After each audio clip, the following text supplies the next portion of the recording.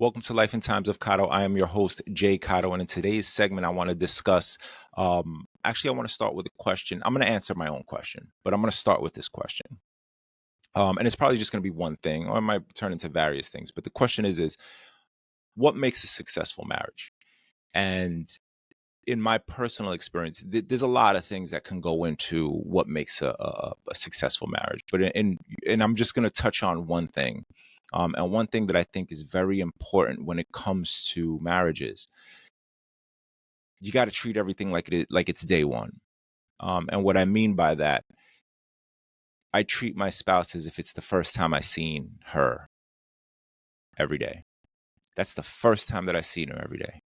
Um, I lust after my wife tremendously, and it's not just love. It's not, oh, I love my spouse, I love my wife. Those are the things that's regular stuff. But you got to make sure that it's not just a love thing. You have to lust after your partner. You have to make sure that your partner knows that you're their everything. That without them, you're not complete. My wife has never left wanting. My wife doesn't leave the house, wondering, well, shit, does my husband, you know, love me? She doesn't need to look for attention anywhere else because all the attention that she gets from me is more than enough. And I think that's something that's very important when it comes to marriages. You have to make sure that your spouse knows that they're enough. You have to make sure that when they're out there, that they know that when they come home, it's more than enough.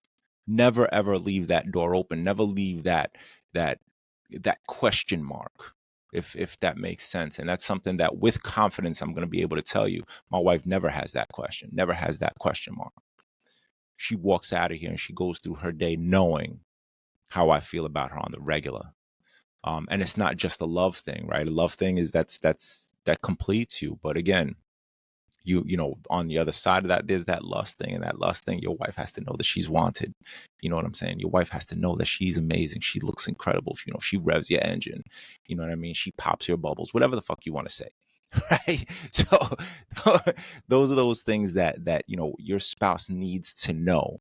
They need to know that they're attractive, and they're attractive in the most special way to the person that's the most important to them.